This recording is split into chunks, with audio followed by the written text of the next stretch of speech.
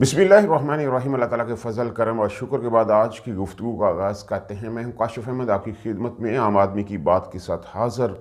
आज कुछ बड़ी डेवलपमेंट्स हैं जिनके हवाले से आपसे बात करनी है। सबसे पहले एक खुशखबरी है तहरीक इंसाफ के लिए। आज लाहौर हाई कोर्ट ने तहरीक इंसाफ को एक बड़ी खुशखबरी दी। उनके 43 MNS जिनको इलेक्शन कमीशन ने डी नोटिफाई कर दिया था, उनकी डी नोटिफिकेशन जो है मनसूख कर दी, मुअत्तल कर दी। इलेक्शन कमीशन का ये हुक्म मुअत्तल कर दिया। ये वो लोग हैं जिन्होंने एप्लीकेशन फॉरवर्ड की थी स्पीकर कौमी असम्बली को, ईमेल्स की थी और उसके बाद इलेक्शन कमीशन को भी एप्लीकेशन दी थी कि उनके इस्तीफे मंजूर ना किए जाएँ। अमर डोगर साहब घूमते रहे लेकर सारी चीज़ें, लेकिन उनकी सुनवाई ना हुई। स्पीकर कौमी असम्बली उन्हें नहीं मिले।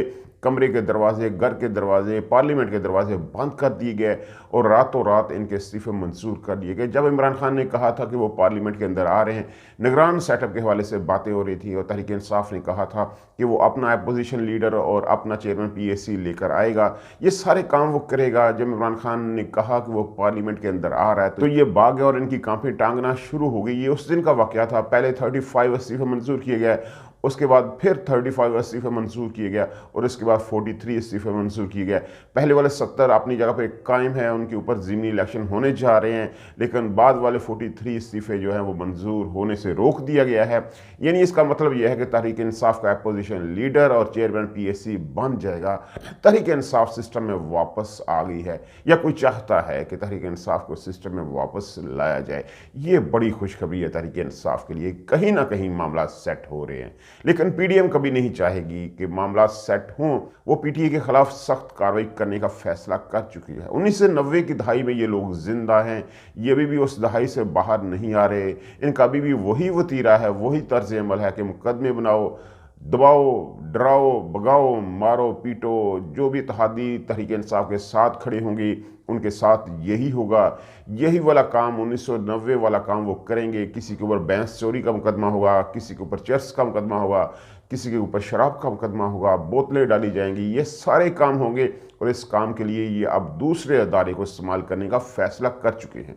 देखिए, पहले ये वफाकी हुकूमत में थे, इनके पास अदारा नहीं था, एक FIA था, वो कहाँ कहाँ इनके काम आता। साइबर क्राइम विंग बहुत कमज़ोर था, जिस बंदे को पकड़ते थे वो रहा हो जाता था, अदालत उसको रहा कर देती। आजम स्वाति, शहबाज गिल, फवाद चौधरी, वो रहा हो गया, 2 दिन के बाद बदनामी शुरू हो जाती, मामला ख़राब हो जाते, तो बड़ी प्रॉब्लम थी। लेकिन अब इनके पास पंजाब है, मोहसिन नकवी साहब हैं, पूरा पंजाब और पूरी ताकत इनके पास है। जो चाहते हैं ये करते हैं। किसी सियाने ने कहा था कि खान साहब पंजाब ना छोड़ो, पंजाब ताकत का मंबा है। जब पंजाब इनके पास चला जाएगा तो ये बेहाल कर देंगे आपको। आप 25 मई को भुगत चुके हो और बड़ा 25 मई होगा, इससे बड़ी ताकत के साथ ये आपके ऊपर हमला करेंगे।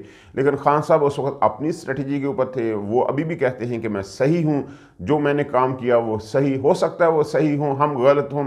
हम उस लेवल के ऊपर नहीं पहुंच सकते जहां खान साहब सोच रहे हों। ये मुमकिन है कि हम उस लेवल के ऊपर ना पहुंच सकें जहां खान साहब सोच रहे हों, लेकिन हमारी राय में मामला तो बहुत ख़राब होंगे। जो ज़राए ये बता रहे हैं कि मामला बहुत ख़राब हैं। ख़ास बंदा उन्होंने पंजाब के अंदर लगा दिया और जिस महकमे के अंदर लगा दिया है वहाँ से कोई नहीं बचेगा। वो है एंटी करप्शन का महकमा, DG एंटी करप्शन। उन्होंने अपने ख़ास तरीन बंदे को लगा दिया है। ये बंदा है सुहेल ज़फ़र चट्टा साहब। सुहेल ज़फ़र चट्टा साहब DG ऑपरेशन थे जब 25 मई का वाक़या हुआ। इस्लामाबाद के अंदर ये अपॉइंट थे और उन्होंने वो काम किया जो किसी ने नहीं किया। तहरीक इंसाफ के कारकुनों पर 25 मई को जो D चौक में शेलिंग हुई थी वो सुहेल ज़फ़र चट्टा साहब ने की थी। अटक पुल के ऊपर KPK से आने वाले काफिलों के साथ जो हाल किया था वो सुहेल ज़फ़र चट्टा साहब ने किया था। लोग अभी भी उनको याद करते हैं कि सुहेल ज़फ़र चट्टा साहब ने क्या क्या कार्रवाइयाँ डाली थी। तो उनको DG एंटी करप्शन पंजाब के अंदर लगा दिया गया है। ये वो चाहते हैं कि तहरीक इंसाफ के जो इत्तेहादी हैं उनका बुरा हाल करें। और वो इत्तेहादी कौन है? परवेज़ इलाही साहब। तो इनके ऊपर करप्शन के मुकदमात होंगे, एंटी करप्शन उनके पास है। तो परवेज़ इलाही साहब का ख़ास बंदा जिसके बारे में कहा जाता है कि परवेज़ इलाही की जान जिस तोते के अंदर है वो खान भट्टी साहब हैं। खान भट्टी साहब को सिंध में गिरफ्तार कर लिया गया, मटियारी के इलाके से उनको गिरफ्तार किया गया और ज़राए ये बताते हैं कि बड़ी कार्रवाई डाली गई, बहुत बड़ी गेम थी। कुछ लोग, ख़ास लोग उस मौके के ऊपर मौजूद थे जिन्होंने ख़ास बंदों को उठाया हुआ था और उन्हें कहा हुआ था कि आप खान भट्टी को फ़ोन लगाओ। और साथ मौजूद थे इंफॉर्मेशन टेक्नोलॉजी वाले बंदे जो ट्रैक कर रहे थे। जब खान भट्टी साहब को मजबूरन फ़ोन किया गया तो उनकी लोकेशन पता की गई, तो वो लोकेशन सिंध की, मटियारी की निकली। वो वहाँ पे ज़मानत करवाने गए हुए थे। फ़ौरन सिंध पुलिस को हुक्म दिया गया। सिंध पुलिस ने कहा साईं ऐसी हाज़र, सानू 10 तो सही, असा किनू फड़ना है। फ़ौरन गए सिंध पुलिस वाले और उसी वक़्त खान भट्टी साहब को गिरफ्तार कर लिया गया। अब कहने वाले ये कहते हैं कि परवेज़ इलाही की जान जो है वो उनके पास है, वो वापस पंजाब आएंगे, एंटी करप्शन के पास आएंगे, वहाँ वो तोते की तरह बोलेंगे, बहुत सारी बातें वो बताएंगे और इसके बाद परवेज़ इलाही के ख़िलाफ़ घेरा तंग किया जाएगा। रात को भी कंजा हाउस के ऊपर हमला हुआ था तो मोनस इलाही ने कहा था बस कर दो, बात बढ़ चुकी है, लेकिन बात बहुत आगे जाएगी, इसमें कोई शक नहीं। राणा सनाउल्लाह, हकीम राणा सनाउल्लाह की फक्की, नई फक्की जो है वो मार्केट में आ चुकी है, नया मंजन मार्केट में आ चुका है और वो अपना असर दिखाएगा, इसमें कोई शक नहीं।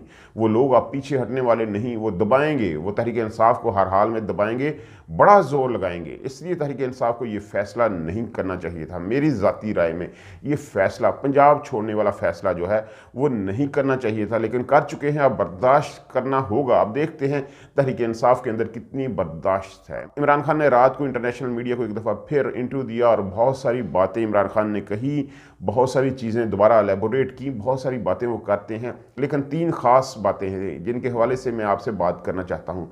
सबसे पहले उन्होंने कहा कि मैंने एक और पत्ता खेला है, ये लोग मुझे बदनाम करना चाहते थे, ये अपनी बनाई हुई पिच के ऊपर मेरे साथ खेलना चाहते थे। इन्होंने ऑल पार्टीज़ कॉन्फ्रेंस बुलाई हुई थी सिर्फ मुझे बदनाम करने के लिए। मैं ऑल पार्टीज़ कॉन्फ्रेंस में जा सकता हूँ, ये बहुत बड़ी बात है। इमरान खान ने कहा कि मैं सोच रहा हूँ कि मैं ऑल पार्टीज़ कॉन्फ्रेंस में जाऊँ, ये मुझे दावत तो भेजें, दावतनामा भेजेंगे तो मैं जाऊंगा। अब ये परेशान हो चुके हैं। जैसे पार्लियामेंट वाला केस हुआ था, इन लोगों ने कहा था कि इमरान खान पार्लियामेंट में आए और इमरान खान ने कहा कि मैं जा रहा हूं, तो ये बाग खड़े हुए, इन्होंने इस्तीफे मंजूर कर लिए। अब अदालत ने वो इस्तीफे जो हैं वो रोक दिए हैं। यहाँ भी यही केस हुआ। ये मामला कौमी सलामती का मामला है, इमरान खान इसमें शामिल नहीं होंगे, वो वतन दुश्मन है, वो पाकिस्तान का हामी नहीं है। इमरान खान ने कहा कि मैं उसमें शामिल होऊंगा, ये दावतनामा भेजें तो जाऊंगा। अब ये परेशान हो चुके हैं, ये भाग चुके हैं, इनके इत्तेहादी परेशान है। वो कहते हैं कि कैसे हम इमरान खान को बुलाएं, तो अब ये खुद उस डेट से भाग रहे हैं। पहले 6 से 9 हुई, अब 9 के बाद वो फिर गैर मुअय्यना मुद्दत के लिए मुलतवी हो चुकी है। शहबाज शरीफ साहब ने कोशिश की कि वो तुर्की चले जाए, लेकिन तुर्की वालों ने हाथ जोड़ लिए। उन्होंने कहा बाबा जी साढ़े कोल ना हो, पहला असी बड़ी मुसीबत फंसे हैं, तुसी फोटो सेशन करवाना से फिर आ रहे हो, तो उन्होंने रोक दिया। अब बाबा जी जो हैं वो पाकिस्तान के अंदर मौजूद हैं। APC नहीं हो रही क्योंकि दावतनामा इन्होंने तहरीक इंसाफ को अभी तक नहीं दिया। और इमरान खान ने कहा है कि तहरीक इंसाफ को दावतनामा मिलेगा तो तहरीक इंसाफ जाएगी ऑल पार्टीज कॉन्फ्रेंस में। इसके बारे में सोचा जा रहा है। बड़ी बात है, बड़ी गेम है, यानी इन्हीं की गेम तहरीक इंसाफ ने इन्हीं के ऊपर पलट दी है। खान साहब बड़ा पत्ता खेल चुके हैं।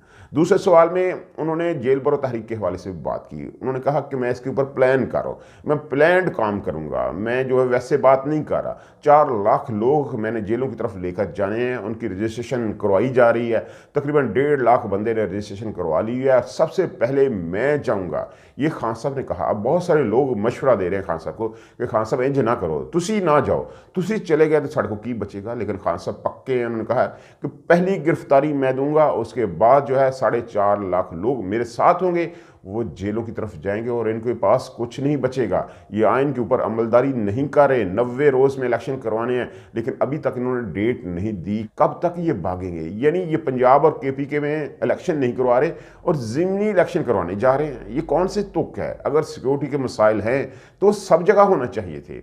आप ज़िमनी इलेक्शन करवा रहे हो 33 नशिस्तों के ऊपर, लेकिन पंजाब और KPK में इलेक्शन नहीं करवा रहे, तो इसका मतलब है आप दोगली पॉलिसी के ऊपर अमल कर रहे हो। तो मैं आपको बेनकाब करूंगा। जो सब इक़्तिदार लोग हैं, जो अदारे हैं, वो भी खामोश है। इमरान खान खत लिख चुके हैं चीफ जस्टिस को, लेकिन चीफ जस्टिस ने इसके ऊपर जो है वो अभी तक कोई एक्शन नहीं लिया। लेना चाहिए, जब तक नहीं लेंगे बात ठीक नहीं होगी। फिर एक सवाल के जवाब में उन्होंने आसिम मुनीर साहब के हवाले से बात की, हाफिज़ जनरल आसिम मुनीर साहब के। उन्होंने कहा मेरी मुलाकात नहीं हुई, लेकिन अगर मुलाकात होगी तो सॉलिडली उन पॉइंट्स के ऊपर होगी जिन पॉइंट्स के ऊपर मुलाकात होनी चाहिए। लेकिन अभी तक मुझे लगता है कि पुरानी पॉलिसी ही आगे चल रही है, उसी पॉलिसी के ऊपर अमल कर रहा है। लेकिन साथ उन्होंने ग्रेस टाइम भी दिया कि अभी वक्त लगेगा पॉलिसी को चेंज है, मुझे लगता है कि वक्त लगेगा। हाफिज़ साहब को उन्होंने ग्रेस मार्क्स दिए कि अभी हाफिज़ साहब को पता नहीं चल रहा कि मामला क्या है, अभी उनको वक्त देना चाहिए। मैं इनको देख रहा हूँ, लेकिन लगता यही है कि ये पुरानी पॉलिसी के ऊपर जा रहे हैं। पॉलिसी बदलनी चाहिए, तभी पाकिस्तान बदलेगा, तभी ये सोसाइटी बदलेगी, तभी सियासत का माहौल बदलेगा, तभी पाकिस्तान बेहतर होगा। IMF के साथ मुज़ाकरात तभी ठीक होंगे, तभी IMF को पता चलेगा कि पाकिस्तान बहुत स्ट्रांग खड़ा हुआ है। ये एक हैं, लेकिन उस वक्त तक ये नहीं होगा जब तक मामला ठीक नहीं होते, पाकिस्तान के अंदर आज़ाद इलेक्शन नहीं करवाए जाते, उस वक्त तक कुछ ठीक नहीं होगा। ये बात तय है, बात समझ आनी चाहिए। जो दुनिया के हालात चल रहे हैं, आपके पास अब मुल्क कोई नहीं बचा जो आपकी मदद कर सके, इसमें कोई शक नहीं।